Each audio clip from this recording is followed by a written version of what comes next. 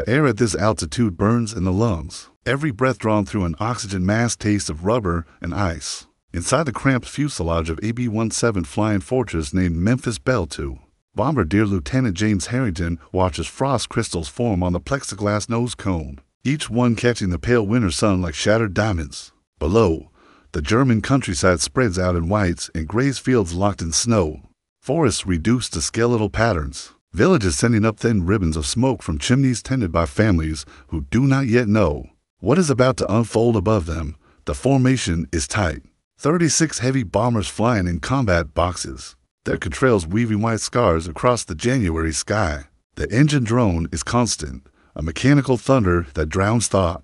Harrington checks his watch. 11:47 hours. They are 170 miles deep into German airspace, farther than any bomber has penetrated with hope of survival, farther than the Luftwaffe believes possible. And then, in the clear winter light, Harrington sees them, silver flashes, 8 o'clock high. His throat constricts, but something is wrong. The silhouettes are not the familiar shapes of Messerschmitt 109s or Focke-Wulf 190s. These aircraft are smaller, slender, with a distinctive profile he has seen only in recognition manuals. His voice crackles through the intercom, barely steady. Fighters, 8 o'clock. Wait. They're ours. My God, they're ours. Thunderbolts. Republic P for 7 Thunderbolts, 7-ton monsters of riveted aluminum and radial fury, each one powered by an 18-cylinder Pratt and Whitney engine that drinks fuel like a drunkard and roars like nothing Germany has ever built. They slide into escort position with practiced ease, their presence transforming the mathematics of survival. What should have been a slaughter run into a fortress of steel suddenly becomes something else entirely, a statement, a promise, a declaration that the age of uncontested German skies has ended. 3,000 feet higher, Oberleutnant Franz Stigler of Jagdgeschwader 26 banks his Focke-Wulf 190 and stares at the impossible. He has flown 117 combat sorties. He has sent Allied bombers spiraling into French fields and English channels. He knows the rhythms of this air war as intimately as his own heartbeat knows that American bombers become orphans once they cross beyond the range of friendly fighters, knows that the killing grounds begin somewhere over the Low Countries, where the last Spitfires turn back, fuel tanks reading empty. He knows this because it has always been true. Until today. The Americans call it Little Friend. The Germans will call it Donnerschlag Thunderstroke. But in this frozen moment, as Stigler watches the thunderbolts weaving protective patterns through the bomber stream, he simply calls it what it is, the beginning of the end. To understand what Franz Stigler saw that January morning, to grasp why those silver fighters represented not just tactical surprise, but existential terror, one must first understand what the air war over Europe had been before they arrived. In 1942, when the United States 8th Air Force began mounting daylight bombing raids from English bases, the strategy seemed clear in the abstract, precision bombing of military and industrial targets would cripple German war production without the indiscriminate city burning of RAF night raids. American doctrine held that the Boeing B-17, with its array of .50 caliber machine guns and armor plating, could penetrate German airspace in daylight, defend itself through concentrated formation flying, strike its targets with Norden bombsight accuracy, and return home with acceptable losses. The doctrine was beautiful.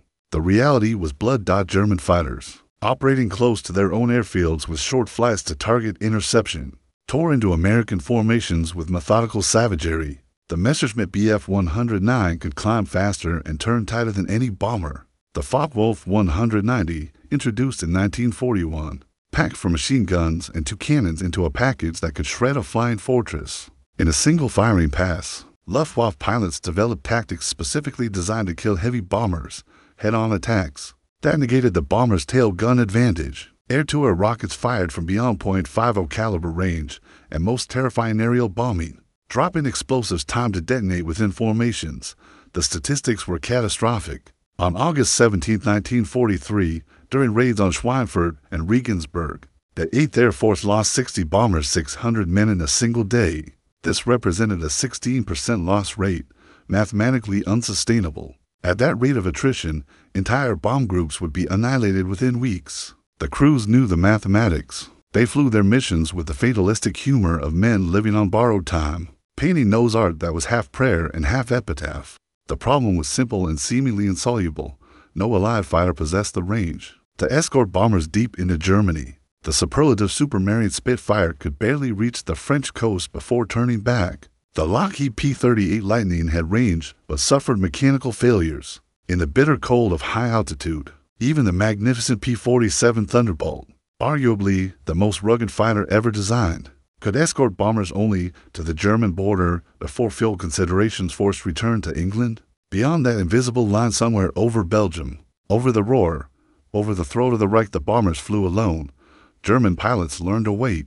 They would track the American formations by radar and visual spotting, noting when the escorting fighters waggled their wings in farewell and turned west. Then, with the predatory patience of wolves watching a separated caribou, they would strike. Grup by grup, staffel by staffel, they would hit the formations from multiple vectors, coordinating attacks to overwhelm the defensive fire, selecting the stragglers and the damaged ships first, then pressing in on the main formations until the sky became a chaos of tracer fire, spinning wreckage, and men tumbling from broken bombers with parachutes blooming white against the winter earth. This was the calculus of survival that Franz Stigler and every Luftwaffe fighter pilot understood. American bombers were meat beyond the range of their escorts. They were targets flying straight and level, trading maneuverability for payload, trading speed for armor. They were kill-able.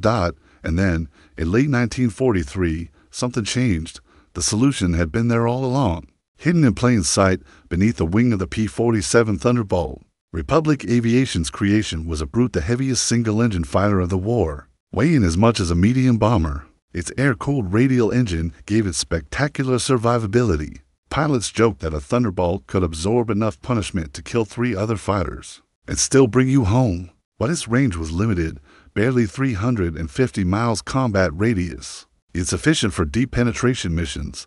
The answer was almost embarrassingly simple: more fuel. In the design offices and engineering shops of America's aviation industry facilities running 3 shifts, 7 days a week, engineers developed standardized external drop tanks, streamlined metal cylinders holding 75, 108, or 150 gallons of aviation fuel, attached to underwing hardpoints. The concept was not new.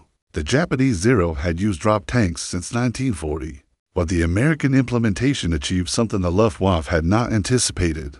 Industrial scale. By December 1943, drop tank production reached thousands per month. The tanks were cheap, disposable, designed to be jettisoned before combat.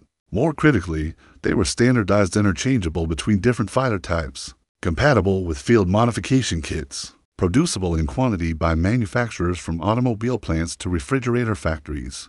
This was American industrial doctrine in microcosm. Identify the constraint, engineer the solution, manufacture it in overwhelming numbers. The P-47 Thunderbolt, equipped with 2 108-gallon drop tanks, could now fly nearly 600 miles from base, escort bombers over Berlin itself, engage in combat, and return to England. The mathematics of survival had inverted. The killing grounds had disappeared.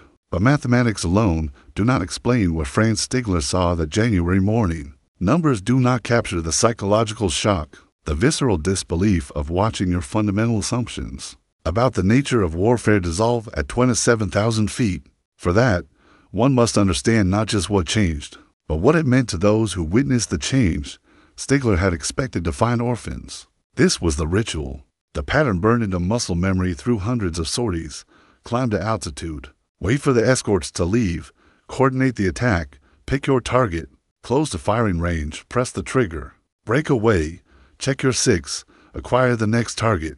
It was dangerous work. American gunners were skilled and brave, and a lucky burst from a .50 caliber could shred hydraulics or crack an engine block. But it was work bounded by known parameters. The Americans had courage and firepower, but they did not have protection. Instead, he found guardians. The P-47s flew in a fire sweep pattern Stigler had never seen before, high cover flights, maintaining altitude advantage, close escorts weaving through the bomber formation, free Hun sections ranging ahead to break up forming German attacks. They operated with a fluidity that spoke of intensive training and near-suicidal confidence. When a staffel of 109s tried to form up for a head-on pass, the Thunderbolts dove on them like hawks, scattering the attack before it could develop. When a lone Focke-Wulf attempted to stalk a damaged B-17 dropping behind the formation, The P-47s materialized from nowhere, forcing the German pilot to break off or die. Stigler's radio crackled with fragments of German transmissions, voices tight with frustration and growing fear, acting Americanish. Juger Ubrol American fighters everywhere. It's can nicht durchkommen, I cannot get through. Sie sind zu viel, there are too many. But it was not the quantity that shook Stigler. The Luftwaffe had faced numerical odds before. It was the location. These Americans were not supposed to be here, 170 miles into Germany, burning fuel and ammunition as if the supply were infinite. It violated every operational assumption, every strategic calculation. If the Americans could protect their bombers this deep, they could protect them anywhere. And if they could protect them anywhere, then every factory, every rail yard, every refinery in the Reich was vulnerable. The Thunderbolt itself seemed to embody a kind of grotesque abundance that was quintessentially American. It was the heavy, the powerful, the wasteful of resources. A Messerschmitt 109 was an elegant machine, designed to extract maximum performance from minimal material light alloy construction. A compact inline engine, armament limited by weight considerations. It was a fighter designed by a nation that counted every gram of aluminum, every liter of fuel, every copper wire. The P-47 counted nothing. Its designers had wrapped 2 tons of airframe around a 2,000 horsepower engine and equipped it with 8.50 caliber machine guns, 3,400 rounds of ammunition weighing more than the entire armament suite of a 109. When you added drop tanks, the Thunderbolt carried more fuel than some German bombers. It was offensive in its excess, in its sheer material disregard for the constraints that governed everyone else's air force. And there were hundreds of them. The raid continued. The bombers reached Oschersleben, struck the Junkers aircraft factory with devastating accuracy, and turned for home. The P-47 stayed with them. When their ammunition ran low, they did not break off. They used the threat of their presence, the visible willingness to dive on any German fighter that approached. Several Luftwaffe pilots later reported holding fire, simply because the Thunderbolts were there, not engaging, just there. A visible promise of violent intercession. The losses for the Americans that day were remarkably light. 3 bombers, 30 men. The average for an unescorted raid at that depth would have been 15 to 20 aircraft. The Germans lost 11 fighters confirmed, several more probables. But numbers again failed to capture the essential fact. The raid succeeded. The bombers penetrated, struck their target, and came home. The mission profile that had been essentially suicidal 6 months earlier was now survivable. Within weeks, the P-51 Mustang arrived in theater, a fighter with even greater range and superior high-altitude performance. Equipped with drop tanks, Mustangs could escort bombers to any target in Germany, engage and defeat the best Luftwaffe fighters, and still have fuel to strafe ground targets on the return journey. The 8th Air Force began flying missions of a scale previously unimaginable, 1,000-bomber raids. Waves of aircraft so vast they took hours to pass overhead, turning the sky black with bombers and silver with escorts. The Luftwaffe began to die, not in a single apocalyptic battle, but through arithmetic, pilot losses exceeding replacement rates, fuel shortages grounding entire Gruppen, training time cut to suicidal minimums as veteran instructors were thrown into combat. German pilots, who had flown with confidence through 1942 and early 1943, began to fly with caution, then with desperation. Then for those who survived with the knowledge that they were fighting not for victory, but for time. There is a photograph taken in March 1944, grainy and partially obscured by contrails, showing a formation of B-17s surrounded by what appears to be a swarm of silver insects. The insects are P-51 Mustangs, more than 30 of them, weaving a protective cocoon around the bombers. The photograph was taken by a Luftwaffe reconnaissance plane at extreme range. The pilot refused to close for a better shot. In post-war interviews, he stated simply, "There were too many. To approach would have been suicide." That photograph circulated among German fighter units as a kind of memento mori. Pilots studied it in ready rooms, tracing the positions of the escorts, calculating approach vectors, finding none. The Americans had solved the problem of daylight bombing not through superior tactics or individual bravery, though both existed, but through industrial capacity transformed into operational reach. They had taken the one advantage the Luftwaffe possessed: interior lines, short distances to interception points, the ability to coordinate mass attacks, and negated it with a simple, brutally effective innovation: disposable fuel tanks produced in massive quantity. The drop tank. a cylinder of stamped aluminum and aviation fuel, costing perhaps $40 to manufacture, weighing 90 pounds when full. It was not glamorous. It did not inspire poetry or propaganda posters, but it changed the war.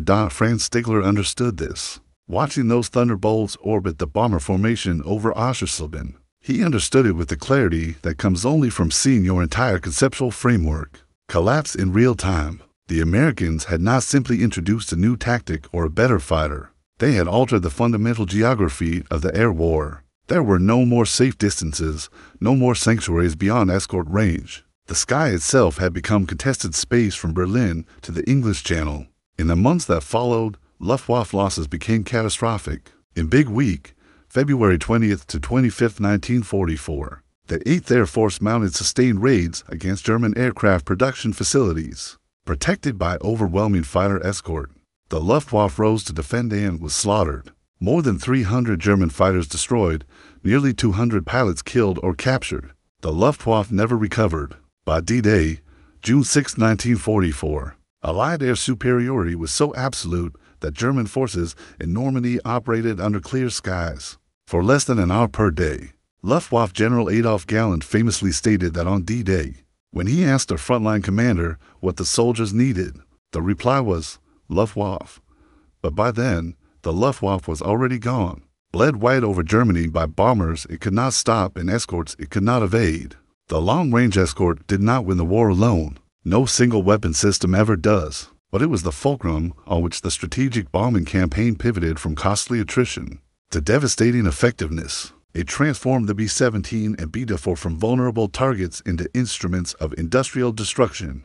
It turned the skies over Germany from a Luftwaffe preserve into an American hunting ground. And it did so through the application of a principle that was distinctly, almost naively American: abundance. Not cleverness, not superior elan, not tactical genius, though individual pilots demonstrated all of these, but systematic, overwhelming, industrial-scale abundance. More fuel than seemed reasonable, more fighters than seemed necessary, more of everything, delivered with a logistical precision that turned quantity into its own form of quality. There is a story, perhaps apocryphal, but emotionally true, of a German pilot who bailed out over Bavaria in April 1945 after his Messerschmitt was destroyed by a Mustang. He landed in a field where local farmers were plowing, trying to prepare for a spring planting that would come too late to matter. One of the farmers approached, recognized the Luftwaffe uniform, and asked how the war was going in the air. The pilot, a veteran of 4 years of combat, reportedly gestured at the skyward contrails from an American daylight raid were still visible, and said, "We are fighting against the sky itself now. There is no end to them. They come every day, more than the day before. We shoot them down and they return. Their pilots are children who should still be in school, but they fly as if they have all the fuel in the world and all the time in the world, and they do. That is how the war goes." The farmer, a man who had lost 2 sons on the Eastern Front, nodded and walked away. There was nothing more to say. Franz Stigler survived the war. In the chaos of May 1945, as the Reich collapsed and the Luftwaffe disintegrated, he surrendered to American forces. In post-war years, he immigrated to Canada, became a successful businessman, and tried to forget the things he had seen at 27,000 feet.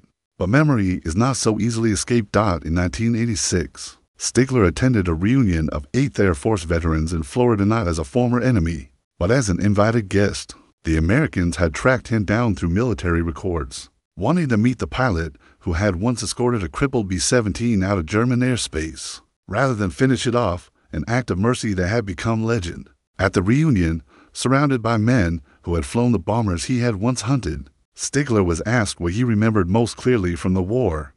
He was quiet for a long time. Finally he said, "January 1944, watching the thunderbolts appear over Oschersleben. I knew then that we had lost, not the battle we had lost battles before."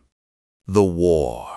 Because you could do what we could not. Reach anywhere, protect everything, return, and do it again tomorrow.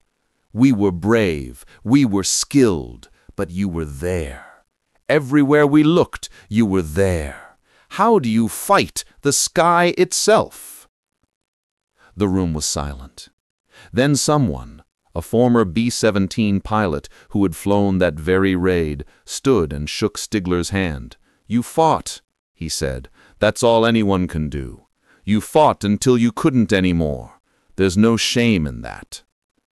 Stigler nodded, but his eyes were distant, seeing something 42 years in the past, silver fighters at 8 o'clock high, weaving through the contrails, impossible and inevitable as the future itself. The strategic bombing campaign against Germany remains controversial. Its morality and effectiveness debated by historians and ethicists.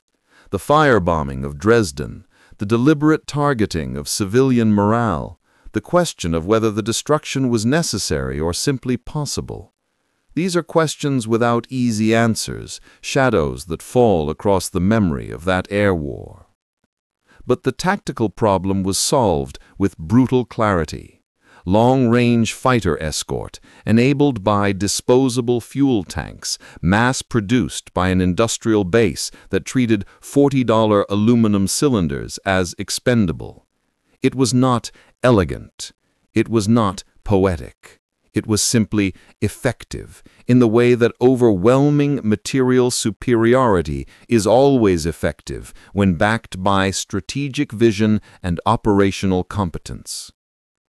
The drop tank became a symbol, though few recognized it as such. It represented the American way of war in microcosm.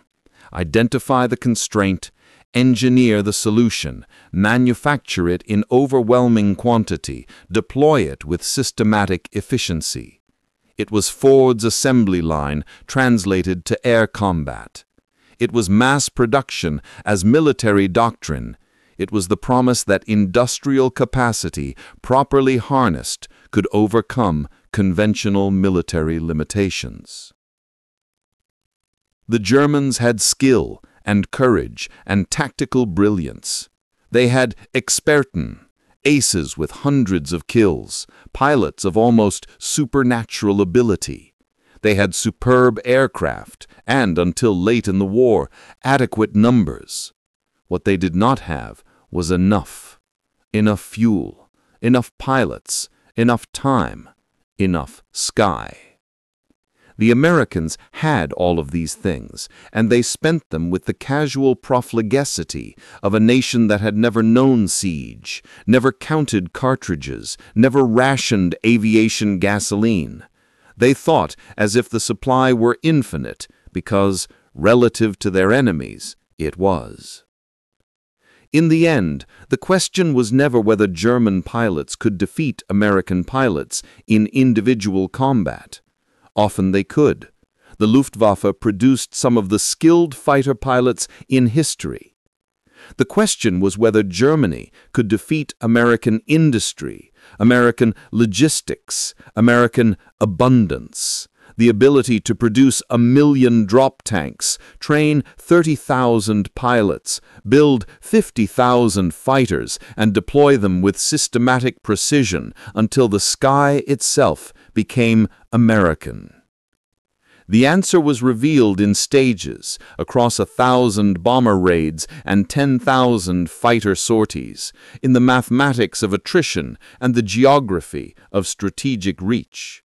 But perhaps it was clearest in that single moment over Ausleben, when Franz Stigler looked up and saw not what he expected, orphaned bombers waiting to be slaughtered, but guardians at 27,000 feet, silver and untouchable, a promise kept in aluminum and aviation fuel. The Luftwaffe fought on for another 16 months. Individual pilots achieved remarkable feats of valor and skill, but the essential fight was already over, decided not by courage, but by calculation, not by tactical brilliance, but by industrial capacity, not by will, but by simple, devastating, overwhelming abundance.